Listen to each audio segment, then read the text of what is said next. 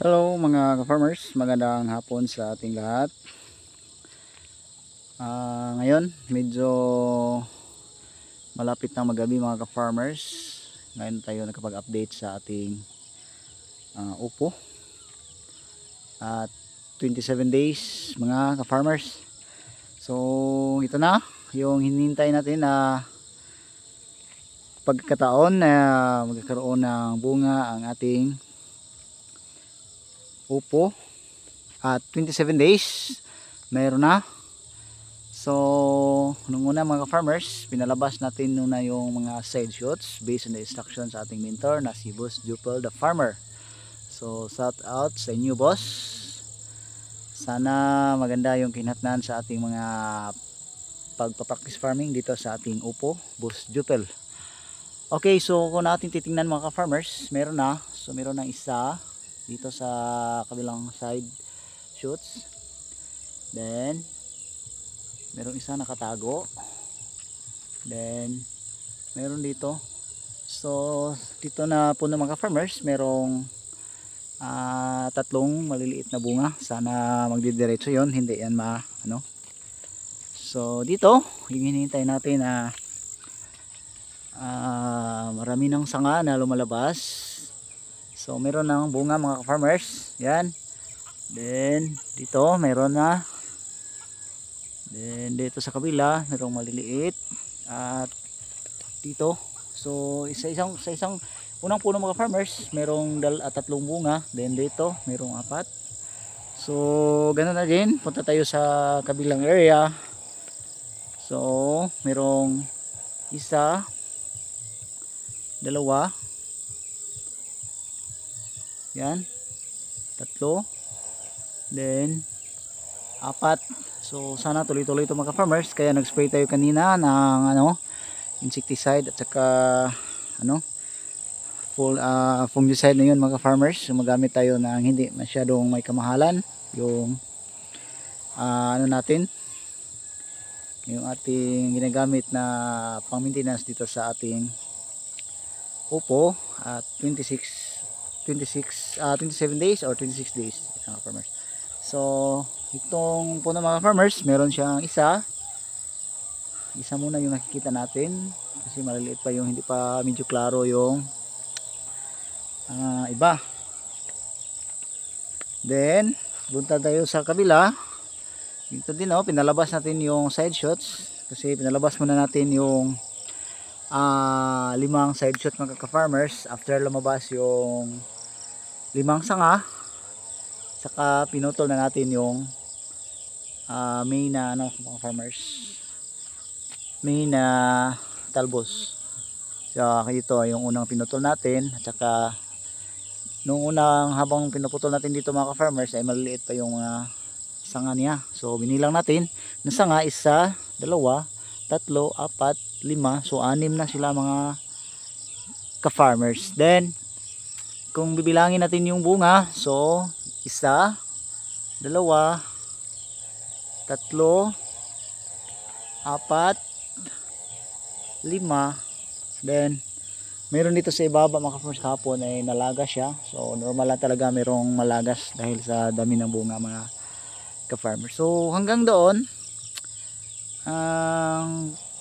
hindi man uniform yung ating tanim, pero at least meron na tayong nakikita na mga bunga mga ka-farmers. So hanggang doon sit up na lahat, meron na tayong mga gapangan na tip. So puntahan natin dito, medyo makulimlim na mga farmers dahil ngayon po ay malapit na mag 6 PM. So ngayon lang tayo nakapahinga. So bilangin natin dito na puno, isa, dalawa, doon sa kabila tatlo, then okay, tatlo lang. Next dito, so mayroong isa, dalawa, tatlo, dan pa apat, yan, bunga na yan, 5, 6, 7, 8. So imagine sa isang puno mga farmers, kailangan ma-maintain natin dito yung control sa insects mga farmers para hindi madapuan yung ating mga upo at para tuloy-tuloy hanggang sa may harvest mga ka-farmers. Okay, so madami na talagang mga sanga na lumalabas kasi pinalabas muna natin yung sanga bago tayo nagpo-prone sa may na mga farmers sanga. So dito sa area nitong puno mga farmers, bilangin natin. So isa, dalawa, medyo maliit pa yan. 4, 5, 6, 7,